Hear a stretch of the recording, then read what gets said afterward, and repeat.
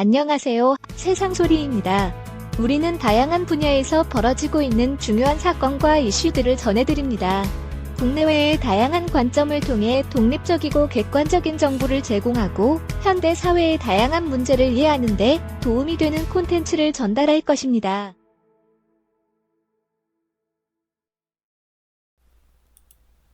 대놓고 말로 하지 않지만 국제적 이해관계가 얽힌 나라들을 상대로 특히 중국이나 러시아 대국들 관련해 북한 연루 사업체나 개인을 상대로 독자 제재에 나서는 윤석열 대통령 조치가 눈길을 끈다. 그의 이번 대북 제재는 2021년 발표된 유엔 안보리 패널 보고서에 따른 조치다. 보고서에 따르면 몽골에 거점을 두고 북한과 교역하던 한네울란 회사가 그 대상이다. 러시아계 한국인 대표가 주폴란드 북한 대사관에 다량의 외화 송금을 시도한 내용이다. 이번이 9번째 대북 제재라고 한다. 한미일 동맹관계가 뒷받침되고 미국의 강력한 경제안보 관계에 따라 직접 행동에 나선 윤 대통령의 정치력이 시험대에 올라 있는 것은 맞다. 그의 자신감 표현이라 할 만큼 내용을 보면 과감하다. 인도태평양 지역에서부터 아시아 태평양으로 뻗어가는 미국 중심의 자유권 나라들과 함께 행보를 넓혀온 그의 결단으로 비친다. 점차 공산권과 자유권 간 싸움으로 번지는 유럽 전쟁 이후 그 후과가 어떻게 발전할지는 지금으로선 판단 유보다. 확신할 수는 없지만 지금의 판단이 향후 재편되는 국제 질서의 선제적 지위와 영향력으로 나타난다면 더할 나위 없는 그의 결단으로 평가될 수 있다. 하지만 일이란 매사 양면성이 있어 당연히 기회비용으로 대가가 따른다는 경제학 원리가 있다. 그 대가 대상은 당장은 북한이다. 북한 조선무역은행 대표와 공동투자해 설립한 무역회사를 겨냥한 제재여서 대북제재 위반 행위로 간주한 조치이긴 하다. 그것도 한국계 러시아인을 겨냥한 조치이지만 북한 정부 관련성에 초점이 맞춰져 있다.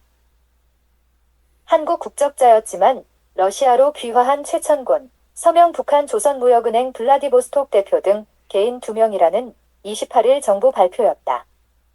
몽골에 등록된 한네울린이 하나고 러시아에 등록된 엡실론이 다른 하나다. 해당 사업체 두 곳이 이번 정부의 독자 제재 대상으로 지정된 모양새다.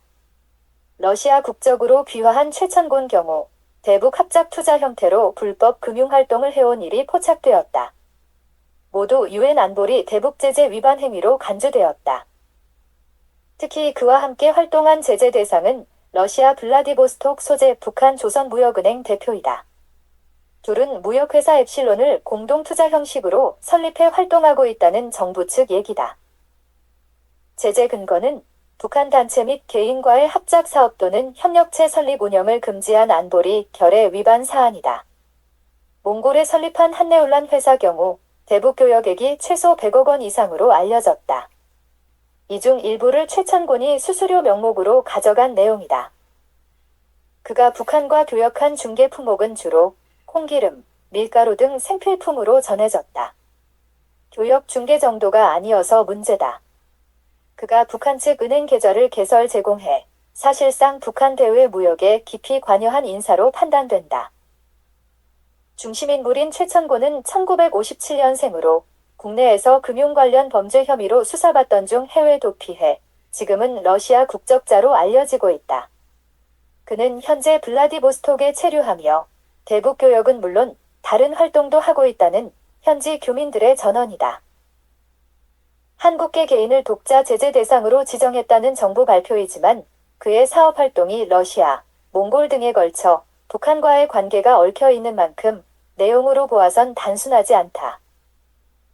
외교, 정부, 수사당국이 긴밀히 공조해 제재 조치에 나섰다는 정부 측 설명이다. 다만 한눈에 보아도 러시아나 북한과 얽혀 있어 해당 당사국과의 관계가 신경이 쓰이는 대목이다. 사전 러시아 정부 협의 여부 질의에 대해 통상 외교적 소통 내용은 확인해주지 않는다는 외교부 입장이 전해졌다. 한국과 러시아 관계가 안정적으로 관리되고 있으며 계속 소통하고 있다는 부언이다. 블라디보스톡 교민사회에 경고를 울렸다.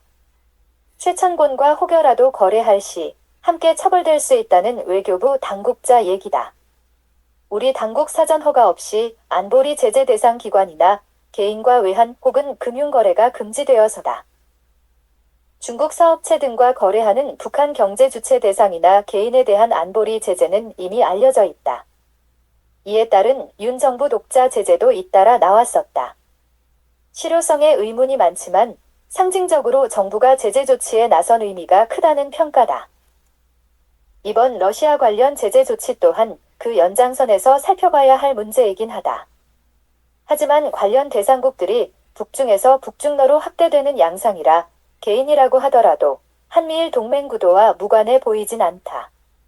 북한 관련해선 러시아계 대상 제재가 이번이 처음이라고 해서다.